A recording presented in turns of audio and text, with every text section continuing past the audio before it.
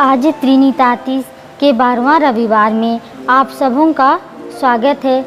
आइए हम इस रविवारी आराधना को शुरू करने से पहले आह्वान वचन सुनेंगे जो हमें मिलता है भजन संहिता 34 11 से 19।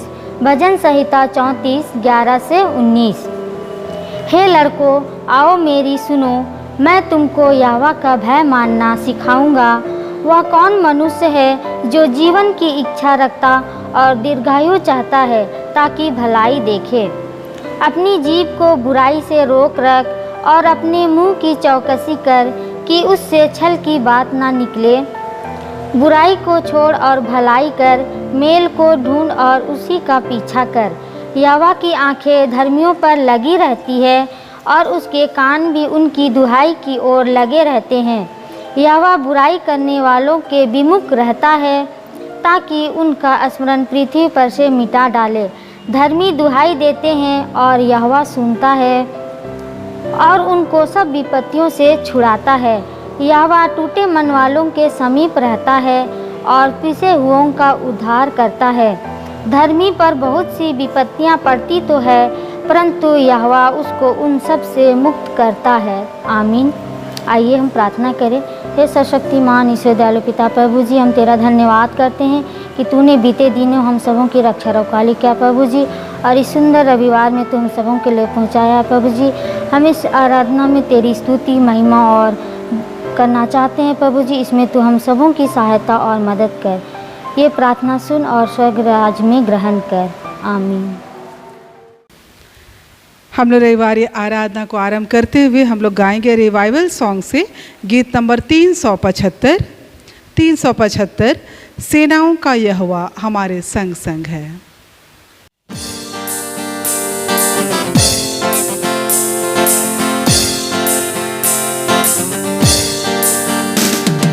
सेनाओं का यहोवा हमारे संगे संगे है। याकूब का परमेश्वर हमारा ऊंचा गढ़ है। सेनाओं का यहोवा हमारे संगे संगे है। याकूब का परमेश्वर हमारा ऊंचा गढ़ है।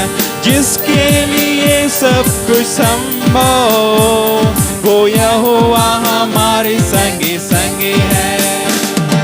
जिसके लिए सब कुछ संभव, वो यहोवा हमारे संगे संगे है। सेनाओं का यहोवा हमारे संगे संगे है। याकूब का परमेश्वर हमारा ऊंचा गढ़ है। सेनाओं का यहोवा हमारे संगे संगे है। याकूब का परमेश्वर हमारा ऊंचा गढ़ है।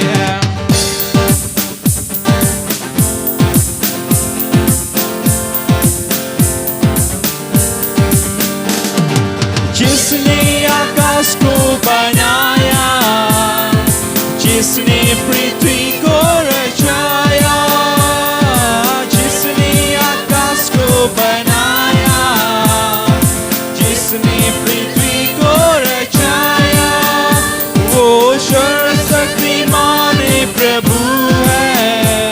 वो यहोवा हमारे संगे संगे है। सेनाओं का यहोवा हमारे संगे संगे है।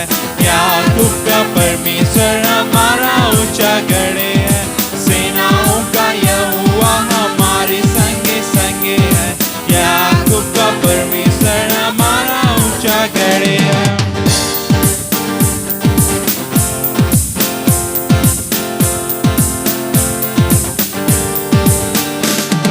जिसने लाजर को जिलाया, जिसने जक्कई को बचाया, जिसने लाजर को जिलाया, जिसने जक्कई को बचाया, वो जीवन देने वाला प्रभु है।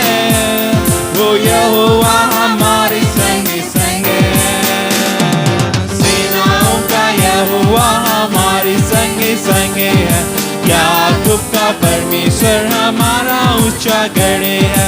सेनाओं का यहोवा हमारे संगे संगे है। याकूब का परमेश्वर हमारा ऊंचा गढ़ है।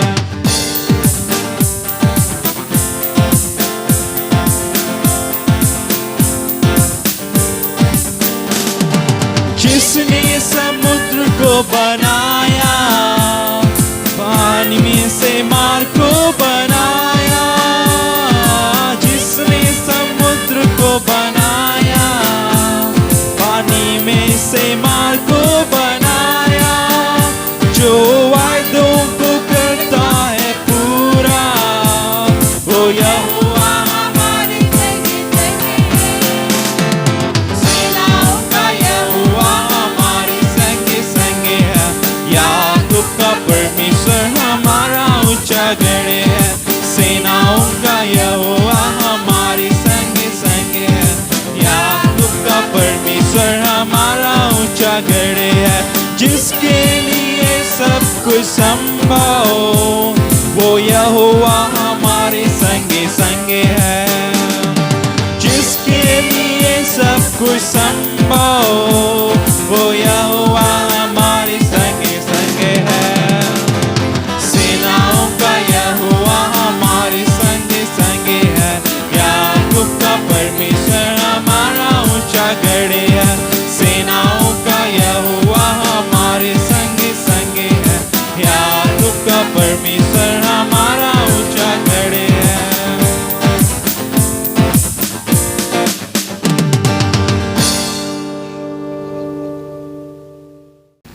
परमेश्वर पिता और पुत्र और पवित्र आत्मा के नाम से आमीन। हमारी सहायता ईश्वर के नाम से है, जिसने स्वर्ग और पृथ्वी को सिरजा। स्तुति होवे पिता को, और पुत्र को, और पवित्र आत्मा को, जैसा हुआ आरंभ में, जैसा है अब, जैसा रहेगा,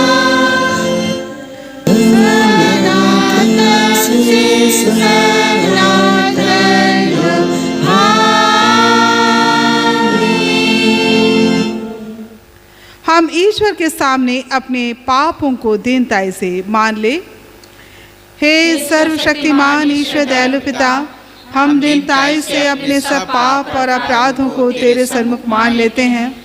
तू अपने प्रिय पुत्र हमारे प्रभु यीशु ख्रिस्ट के कारण हम पर दया दृष्टि कर और हमारे सब पापों को क्षमा कर। आमीन।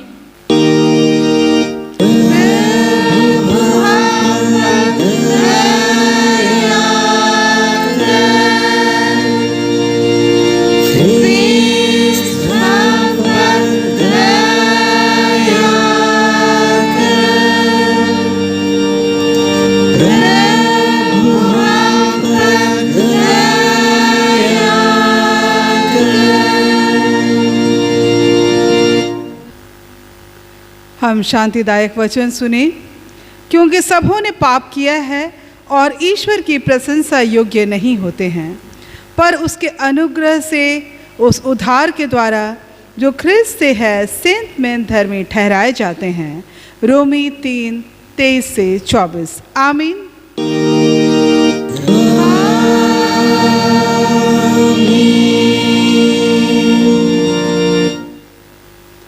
सबसे ऊंचे स्थान में ईश्वर का गुणानुवाद हो।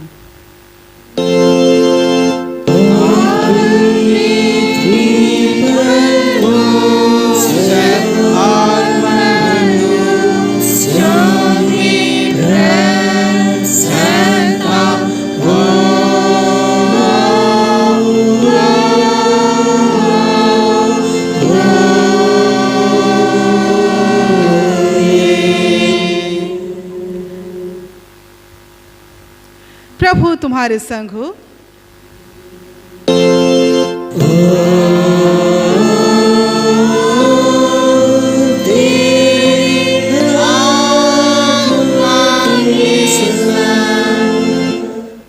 हम प्रार्थना करें। हे सर्वशक्तिमान ईश्वर दयालु पिता, हम तेरा धन्य मानते हैं कि तूने अपने पुत्र यीशु ख्रिस्त के द्वारा पाप क्षमा और अनंत जीवन की वाचा दी है। हम तेरी इसी दया के कारण विनती करते हैं कि अपने पवित्र आत्मा के द्वारा हमारे मनों में सच विश्वास और दृढ़ आशा उत्पन्न करके संभाल कि हम इस समय के दुख में धीरजवान होकर मृत्यु की घड़ी कुशल के साथ संसार से विदा हो सके और हमारे प्रभु यीशु ख्रिस्त के पुण्य प्रताप से स्वर्ग राज्य में प्रवेश कर सदा के लिए परम सुख के भागी हो, जिससे हम युगानुयुग तेरी स्तुति और महिमा करते रहे। आमीन।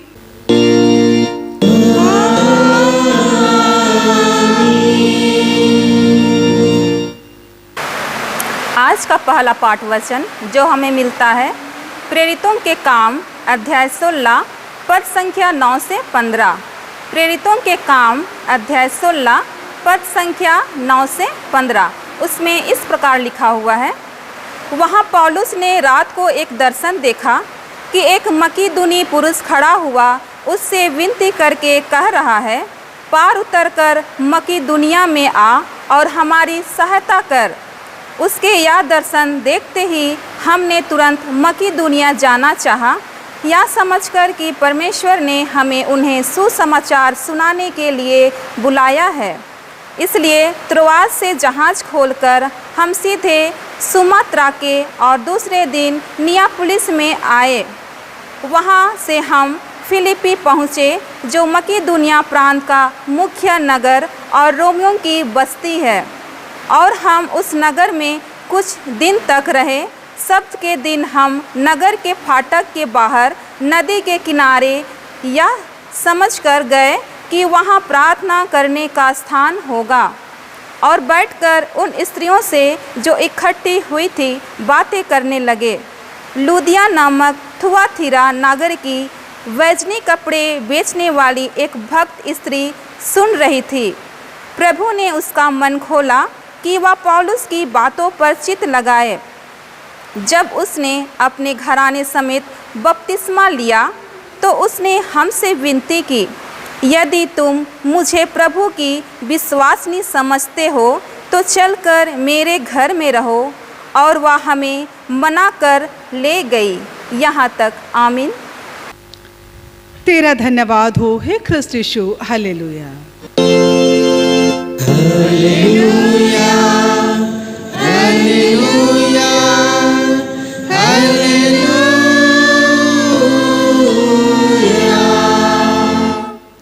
अब हम समस्त क्रिश्चियानी कलीसिया के संग अपना पवित्र विश्वास को मान लेकर यूं कहें, मैं विश्वास करती हूँ परमेश्वर पिता पर, जो स्वर्ग और पृथ्वी का सर्वशक्तिमान सृजनहार है, और इस इकलौते पुत्र अपने प्रभु यीशु ख्रिस्त पर, जो पवित्र आत्मा से गर्भ में आया, तुम्हारी मरियम से उत्पन्न हुआ, पांतुस पिलातुस की आज्ञा से दुख उठाया, क्रूस पर चढ़ाया गया, मर और गाड़ा गया, पाताल में उतरा, तीसरे मृतकों में से जी उठा, स्वर्ग पर चढ़ गया, और परमेश्वर सर्वशक्तिमान पिता के दाहिने हाथ बैठा है, जहाँ से वह जीवितों और मृतों का विचार करने को फिर आएगा।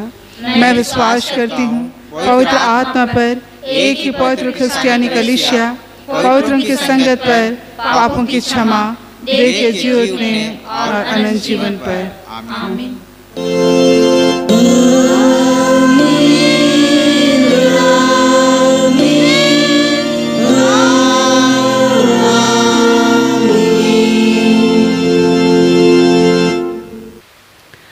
आराधना का दूसरा गीत हम साक्षी बानी से गाएंगे। साक्षी बानी गीत नंबर 212। साक्षी बानी गीत नंबर 212, सहाय कर यीशु कृपा सार।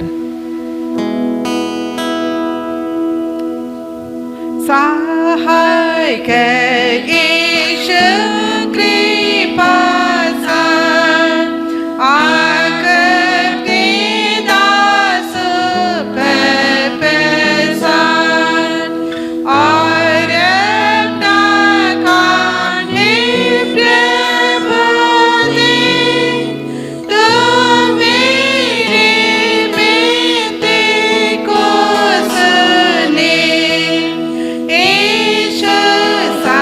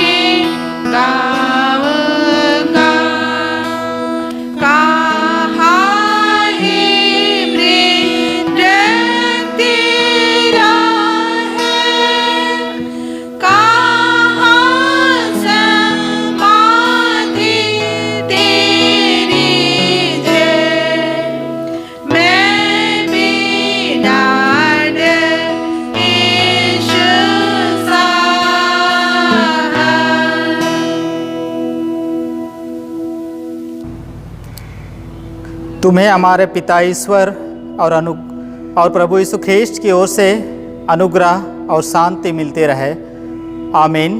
आइए हम प्रार्थना करें। हे स्वर्गवासी दीन दयालु यहोवा पिता परमेश्वर, हम इस घड़ी तुझसे प्रार्थना करते हैं कि तूने आज के इस रविवारी आराधना में हम हर एक की अगुवाई किया कि इस निमित्त हम तेरे वचनों को बांट सके, सबों के साथ हो ले कि वे तेरी स्तुति और महिमा कर सके।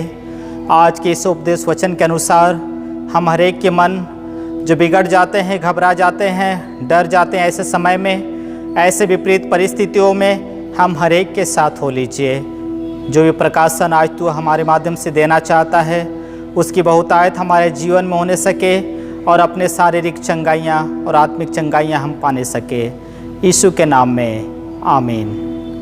आज के लिए ठहराया हुआ पवित्र पाठ वचन जो उपदेश के निमित्त आज हमें मिलता है मरकुस रचित सुसमाचार उसका 7वां अध्याय 31 से 37 पद लो।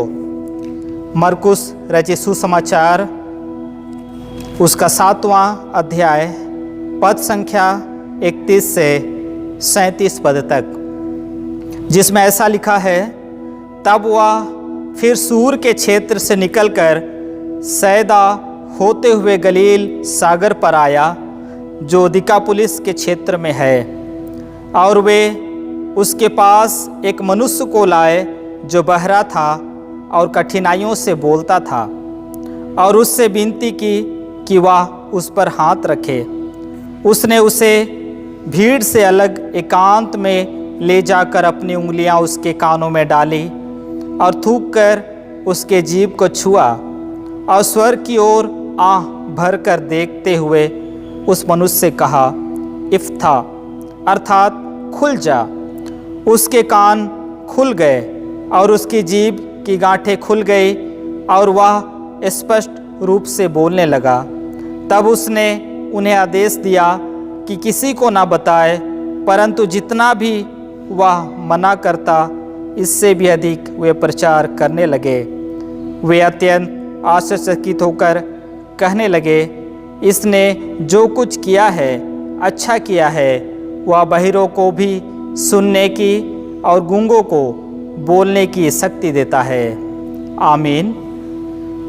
मसीह में प्रिय भाइयों और बहनों, आज त्रिनितातीस के बाद यह 12वां रविवार है। मैं मंडली के सभी लोगों को मसीही नमस्कार कहता हूँ और सबों का स्वागत करता हूँ कि आप विपरीत परिस्थितियों में भी अपने विश्वास की मजबूती और स्थिरता में बने हुए हैं। परमेश्वर का धन्यवाद हो कि उसने हमारे व्यक्तिगत जीवन की ओर दृष्टि किया है और हमारा मत्ती 5 उसका 6वां पद के अनुसार, धन्य है वे जो धार्मिकता के भूखे हैं और प्यासे हैं, क्योंकि वे तृप्त किए जाएंगे, के अनुसार हमारी चिंता करता है। मसीह में भाइयों और बहनों, वर्तमान समय में जब कलीसिया में ऑफलाइन आराधना संभव हो रहा है या नहीं है, ऐसी परिस्थिति में परमेश्वर हमारे बीच ऑनलाइन आराधना के माध्यम से कार्य करना चाहता है, सेवा करना चाहता है, हमसे बात करना चाहता है। वह हमारा चरवाहा है और हमें कभी नहीं छोड़ने वाला है। वह हमारे अच्छे बुरे वक्त में हमारे साथ रहता है। परमेश्वर हमें आत्मिक शारीरिक चंगाइयों को देना चाहता है। ऐसा परमेश्वर का पुत्र यीशु मसीह हमारे लिए है। प्रभु में प्रियो, आज परमेश्वर मरकुस रचित सुसमाचार उसका 7वां अध्याय 31 से लेकर 37 पद के इस वचन के माध्यम से आपके जीवन को प्रकाश करना चाहता है। वह चाहता है कि हम किस प्रकार से यीशु मसीह के सामर्थवान वचन को सुने, उसके वचन को स्मरण करें। चूंकि मार्कुस रचित सुसमाचार सबसे प्राचीनतम और छोटा सुसमाचार है, लेकिन इसके विपरीत उसके जब लिखित अनुवाद को हम देखें तो सभी घटनाएं और आश्चर्यकर्म बहुत सामर्थ्यशाली है। इस वचन के द्वारा से हम यह मान सकते हैं कि किस प्रकार से मार्कुस परमेश्वर की संगति में रह करके, परमेश्वर के सेवा में रह करके इस वचन को, इस सुसमाचार को लिखने में अपने सामर्थ्य का प्रयोग करता है। और इस तरह से वह अपने इस सुसमाचार में मार्कुस आश्चर्यकर्म और चंगाइयों पर प्रकाश डालता है। मार्कुस कहता है सबसे बड़ा आश्चर्यकर्म क्या है। उसके अनुसार प्रभु यीशु मसीह का दुख उठाना और उसका मर जाना, यही प्रभु यीशु मसीह में सबसे बड़ा आश्चर्यकर्म है। इस बात का सत्यता, स्पष्टता, सिद्धता इस बात से सिद्ध होती है जो मार्क 15 अध्याय उसका 39वां पद में मिलता है, जहां एक रोमी अधिकारी जिसने प्रभु यीशु को क्रूस पर मरते हुए देखकर कहा, सचमुच में यह मनुष्य परमेश्वर का पुत्र था। आज के इस उपदेश वचन में हम ऐसे ही आश्चर्यकर्म के विषय में पढ़ेंगे, बात करेंगे, जहां शारीरिक चंगाई के विषय में हमें बताया गया है। इस वचन को हम संक्षेप में समझने का प्रयास करेंगे। बात उस समय की थी जब यीशु मसीह सुसमाचार प्रचार करने में गंभीरता से लगा हुआ था। वह अपने जीवन को निछावर कर चुका था। वह घूम घूम कर लोगों को मन फिराने और अपने पाप से मुकरने का संदेश देता था। इसी सिलसिले में वह सूर और सौदा नामक भूमध्य सागर के दक्षिणी बंदरगाह के पास था।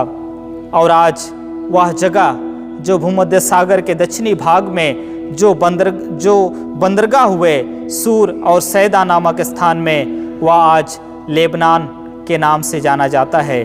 यहाँ से निकलकर यीशु मसीह दिकापुलिस को होते हुए गलील के झील के पास पहुँचता है। और यहाँ पर जो वचन में दिया गया है कि प्रचार करने के दरमियान या प्रचार करने के समय ही कुछ लोग समाज के लोग जो उनके पास थे, वे एक बहिरे को उनके पास लाते हैं जिनको सुनने की सामर्थ्य नहीं था। और वचन ये भी बताता है कि वह हकलाता था। वह अपनी जुबान से स्पष्ट रूप से नहीं बोल पाता था। यीशु के पास ऐसे व्यक्ति को लाया जाता है। उसे यीशु के पास जब लाया जाता है तो वह अपने मनों में, अपने शारीरिक रूप से जिनके पास सुनने की क्षमता नहीं थी, जिनके पास बोलने की जुबान नहीं था, ऐसे व्यक्ति को वहाँ पर लाया जाता है। अर्थात दूसरे शब्दों में हम कहें तो यह व्यक्ति शारीरिक रूप से कमज़ोर था। वह अपने शरीर से ना तो बोल सकता था और ना ही सुन सकता था। वह अपने जीवन काल में ना तो कुछ सुना था और ना ही स्पष्ट रूप से कुछ बोल सका था। परंतु मसीह में प्रिय भाइयों और बहनों, विश्वास के कारण शारीरिक चंगाई के आस में वह यीशु के पास लाया गया था। आगे वचन बताती है कि लोगों ने उस व्यक्ति के लिए यीशु से विनती की। लोगों के झुंड ने, लोगों के समूहों ने या लोगों के ग्रुप ने उनसे बात की और प्रार्थना किया कि इस व्यक्ति को ठीक किया जाए। यीशु प्रचार के दौरान ही भीड़ से हटकर या उसे उस भीड़ से अलग कर करके उसे चंगाई दी, शारीरिक चंगाई दी। मसीह में प्रिय भाइयों और बहनों, यीशु ने सिर्फ कानों में उंगलियां डाली, थूक कर उसके जीभ को छुआ और स्वर्ग की ओर आहें भरकर कहा इफ्ताह। यह एक आरामी भाषा का शब्द है जो यीशु के समय या यीशु के उस परिस्थिति में बोला जाता था, जिसका अर्थ होता है खुल जा। फलस्वरूप बहरे व्यक्ति के कान खुल गए, वह साफ साफ बोलने लगा, साफ साफ सुनने लगा। और यीशु मसीह के चिताए जाने के बाद भी यीशु मसीह ने कहा था कि इस बात को किसी को ना कहना, लेकिन इसके बावजूद भी वह यीशु की महिमा और आराधना करता हुआ चला गया। प्रिय विश्वासियों, आज ये समय है कि वचन के अनुसार हम यीशु के बताए गए मार्ग और रास्ते में किस प्रकार चले। जैसे आज के वचन में यीशु की गवाही के बारे में हम देखते हैं कि यीशु ने उस बहरे को सुनने तथा गूंगे को बोलने की सामर्थ्य देता है। हमें आज उसका धन्यवाद करना चाहिए। और आज के इस परिस्थिति में जब हम इस कोरोना महामारी के दौरान अपने जीवन को जी रहे हैं, मंडली त्रस्त है, लोग अपने जीवन यापन के लिए व्याकुल है, उनके पास कमाई नहीं है, ऐसे समय में लोग यीशु मसीह की ओर अपने दृष्टि को लगाते हैं। और आज इस वचन के अनुसार जिसमें इस गूंगे और बहरे की शुद्धता और चंगाई के बारे में जब हम देखते हैं तो यह स्पष्ट हो जाता है कि आज हमारे जीवन में किन किन बातों को अनुकरण करना चाहिए, किन किन बातों पर गौर करना चाहिए। सबसे पहले आज की इस वचन में यह हमें सिखाती है, यह सीख मिलता है कि क्या हम भी शारीरिक चंगाई चाहते हैं। दूसरा, क्या हम भी आत्मिक रूप से बहरे तो नहीं हो गए हैं? क्या हम भी आत्मिक रूप से हकलापन से ग्रसित तो नहीं है?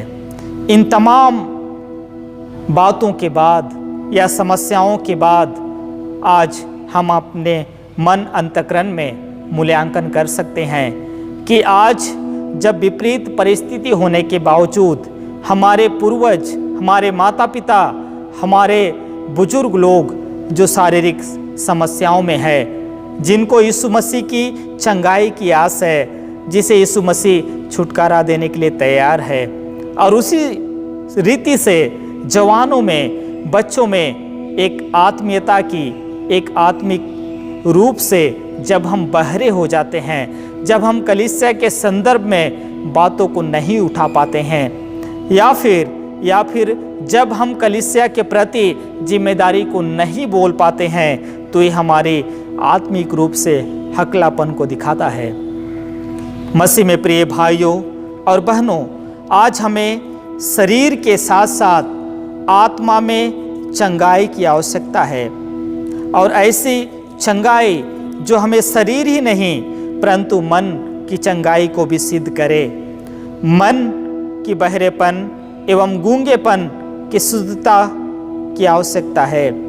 इस निमित्त हम कुछ वचनों को गौर करेंगे जो हमारे जीवन को अच्छा बनाएगा, जो हमारे जीवन का आधार होना चाहिए। पहला वचन जो है रोमी 10 उसका 9 ये कहता है कि यदि तू अपने मुख से यीशु को प्रभु जानकर अंगीकार करे और अपने मन में यह विश्वास करे कि परमेश्वर ने उसे मृतकों में से जीवित किया है, तो तू उद्धार पाएगा। ये अच्छी वचन है। दूसरा वचन जो आपके इस आधार को स्पष्ट करता है जब हम शारीरिक और आत्मिक रूप से चंगाई पाना चाहते हैं। दूसरा वचन जो हमें मिलता है पहला यूहन्ना उसका 5:13 पद, मैं तुमको जो परमेश्वर के पुत्र के नाम पर विश्वास करते हो ये बातें इसलिए लिखी है कि तुम जानो कि अनंत जीवन तुम्हारा है। और बहुत सारी बातें आज यीशु मसीह अपने वचनों के द्वारा से हम हर एक को कहना चाहता है। वह यह भी कहता है यूहन्ना 5 उसका 24 पद में, मैं तुमसे सच सच कहता हूँ जो मेरा वचन सुनकर मेरे भेजने वालों पर विश्वास करता है अनंत जीवन उसका है और उस पर दंड की आज्ञा नहीं होती, पर मृत्यु के पार होकर वह जीवन में प्रवेश कर चुका होता है। प्रिय भाइयों, आज समय है कि इस दरमियान जब हम अपने सामाजिक रीति रिवाज और आर्थिक रूप से हम कमज़ोर हो चुके हैं, जब हम अपने आप में विश्वास की कमी को महसूस करते हैं, तो ऐसे समय में हमें आवश्यकता है कि आज की इस वचन के द्वारा से, चाहे वो आत्मिक बहरापन हो, चाहे आत्मिक गूंगेपन हो, ऐसे समय में हम परमेश्वर के वचन को पढ़ें, अपने पारिवारिक प्रार्थना को करें और अपने लोगों को अच्छी व्यवहार के बारे, अच्छे चरित्र के बारे उनसे बात करें। तो ऐसा में सचमुच में प्रभु यीशु मसीह जो हम हर एक को देखता है, हम हर एक के जीवन को लाभकारी और अत्यंत सुख देने वाला ठहरेगा। प्रभु इस वचन में हम हर एक की अगुवाई करें। आमीन। आइए हम प्रार्थना करें। हे स्वर्गवासी महान ईश्वर दयालु पिता, हम इस घड़ी प्रार्थना करते हैं कि तूने आज हमारे जीवन को चुना और इसलिए आज के इस वचन के माध्यम से हम उस वचनों को लोगों तक पहुंचा सके कि किस प्रकार से जब आत्मिक बहरेपन और आत्मिक गूंगेपन की बात होती है तो ऐसा समय तो हमारे बीच होता है। हाँ प्यारे पिता, आज की विपरीत परिस्थितियों में जब कोरोना महामारी के रूप में हमारे जीवन में इस तरह की तकलीफ़ें आ रही है, समाज परेशान है, कलीसियाएँ बंद है, ऐसे समय में ऑनलाइन सेवाएं दी जा रही है, ऐसे समय में तो हम हर एक की अगुवाई करके अपने विश्वास को ना छोड़े, परंतु तेरे वचन को पढ़ करके तेरे वचन की अगुवाई में हम तेरी स्तुति और संगति में जीवन व्यतीत कर सके। मंडली के हरे लोगों के साथ हो ले, उनकी अगुवाई कर, उनको सामर्थ्यवान बनाइए ताकि वे तेरे विश्वास में आगे बढ़ करके तेरी स्तुति और महिमा में संलग्न होने सके। प्रार्थना यीशु मसीह के नाम से मांगते हैं, तो सुनिए और अनुग्रह से ग्रहण कर लीजिए। आमीन। और ईश्वर की शांति जो समस्त ज्ञान से परे हैं, आपके मन और हृदय की रक्षा करे, आपसे सदा लो। आमीन। आराधना का तीसरा गीत हम लोग रिवाइवल सॉन्ग से गाएंगे, गीत नंबर 1165। और इसी गीत के दौरान ही हम अपनी भेंट अर्पण करेंगे। यीशु मोय तोर महिमा करबो जीवन भर। Thank you.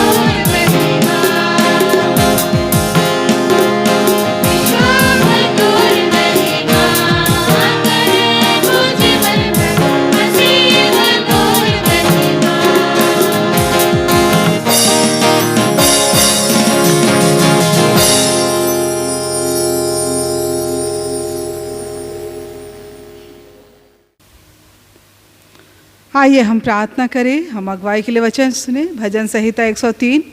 हे मेरे मन यहोवा को धन्य कर और जो कुछ मुझ में है वह उसके पवित्र नाम को धन्य कहे। हे मेरे मन यहोवा को धन्य कर और उसके किसी उपकार को ना भूलना। वही तो तेरे सब अधर्म को क्षमा करता और तेरे सब रोगों को चंगा करता है। वही तो तेरे प्राण को नष्ट होने से बचा लेता है और तेरे सिर पर करुणा और दया का मुकुट बांधता है। आमीन। आइए हम प्रार्थना करें। हे प्रेम पिता परमेश्वर, प्रभु हम धन्यवाद देते हैं कि अब तक के जीवन में प्रभु तूने हम सबों को संभाला है। तो हम सबों के जीवन के लिए, हर एक के लिए तेरी उत्तम योजना है और उसी योजना के तहत हम सबों को तूने अब तक तो जीवित परमेश्वर के निकट एक जीवित श्वास लेते हुए जीने का अवसर प्रभु तूने दिया है। हम धन्यवाद देते हैं प्रेम पिता परमेश्वर। बीते हुए जीवन के हर एक उतार चढ़ाव की घड़ी में भी प्रभु तेरी सुरक्षा हमें से हर एक के जीवन में प्रभु तूने बहुत आयत से दिए हैं। हम विश्वास करते हैं प्रभु हर एक तेरे तुझ पर भरोसा के साथ हर एक बढ़ने वालों के जीवन के लिए भी को भी तूने एक अपनी उस पवित्र अगुवाई में तूने बढ़ाया है। और ऐसे ही प्रभु जिस प्रकाश और ज्योति में प्रभु तूने हर एक को बढ़ाया है, हम उसी प्रकार से विश्वास करते हैं कि इस झुंड के द्वारा जिसको तूने एक विशेष जवाबदेही दी है, इसके द्वारा संसार में हर एक लोग आशीषित होने पाए तेरे वचन से और तेरे दिए हुए हर एक उन आशीषों को भी, और तेरे उस उद्धार की योजना में भी सभी कोई अपने जीवन में उन आशीषों को देखने पाए। प्यारे पिता, हम प्रार्थना करते हैं उन भाई बहनों को जो इस समय विभिन्न प्रकार से शारीरिक, मानसिक और आत्मिक तकलीफ़ों में पाए जाते हैं। प्रभु तू आप ही ऐसे घड़ी में तू संभालने वाला परमेश्वर होकर के तू अद्भुत रीति से चंगाई करने वाला परमेश्वर है, और इसीलिए हम तेरी ओर अपनी दृष्टि को उठाते हैं। हम कलीसिया के साथ साथ हमारे देश और विदेश के हर एक भाई बहनों को भी तेरे दया रूपे हाथ में सौंप देते हैं। सबों की अगुवाई प्रभु तू आप ही अद्भुत रीति से जो अब तक तू करता आया है, वैसे ही तेरी सुरक्षा और तेरी अगुवाई सबों को मिलने पाए। जितने भी संस्थाओं को तूने खड़ा किया है तेरे नाम से, उस पर भी तेरे बड़े आशीष होने पाए। हर एक बच्चों को तेरे डेल डॉल और तेरी सुरक्षा में बढ़ने के लिए सहायता कर, और जितने भी इस विपरीत परिस्थिति में जीवन व्यतीत करते हैं, उसमें भी प्रभु तू आप ही तेरे विश्वास में टूटने से प्रभु तू आप ही संभाल लेना। अब तक के जीवन में जो भी हम अपने विचारों के द्वारा, देह प्राण आत्मा के द्वारा से हमने तुझे दुखित किए हैं, उसको तेरे निकट मान लेते हैं। और उसी के साथ हम हर एक जो भी अपने आप को तेरे निकट इस आराधना के साथ जोड़ते हैं और अपने आप को प्रभु तो जीवित परमेश्वर के निकट उस विश्रामवार को याद करते हुए हम जुड़े रहते हैं। प्रभु तेरे वचन को हम याद कर पा रहे हैं। प्रभु हर एक कैसे हृदय और मन को प्रभु तो आप ही ग्रहण कर। हर एक के धन्यवादी भेंट और को भी प्रभु अपने नाम के निमित्त ग्रहण कर, और होने दे कि ऐसे हमारे मंडली के अंतर्गत और जितने दूर और निकट में जो विश्वास से कहीं ना कहीं अपने आप में वे दूर गए हैं, प्रभु उनको हर एक को एक पश्चातापी हृदय के साथ प्रभु तू लौट आने के लिए सहायता कर। फिर से हम सभी तेरे हाथ में सौंपे जाते हैं पिता, और इस घड़ी जबकि पूरे कलीसिया में चुनाव का कार्यक्रम चल रहा है, वैसे घड़ी में प्रभु तू आप ही हर एक के मन और हृदय को चला, ताकि यह जो कलीसिया तेरे विश्वास में रोपी गई है, इस कलीसिया के द्वारा से प्रतिदिन तेरे नाम की महिमा होने पाए। फिर से सारी आदर और महिमा तुझे मिलने पाए हमें सारे के जीवन के द्वारा से, और ये प्रार्थना तेरे इकलौते पुत्र यीशु नाम से मांगते हैं। सुन और स्वर्ग राज में ग्रहण कर। आमीन। हे हमारे पिता, तू जो स्वर्ग में है, तेरा नाम पवित्र किया जाए, तेरा राज आए, तेरी इच्छा जैसे स्वर्ग में वैसे पृथ्वी पर भी हो। हमारे प्रतिदिन की रोटी आज हमको दे, और हमारे अपराधों को क्षमा कर जैसे हम भी अपने अपराधों को क्षमा करते हैं, और हमको परीक्षा में मत डाल परंतु बुराई से छुड़ा, क्योंकि राज और पराक्रम और महत्व सदा तेरे ही हैं। आमीन।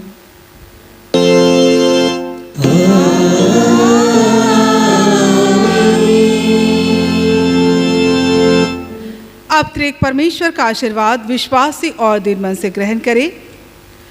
परमेश्वर तुझे आशीष देवे और तेरी रक्षा करे। परमेश्वर अपना मुंह तुझे प्रकाश करे और तुझ पर अनुग्रह करे। परमेश्वर अपना मुंह तुझे प्रकाश करे और तुझे कुशल देवे। आमीन।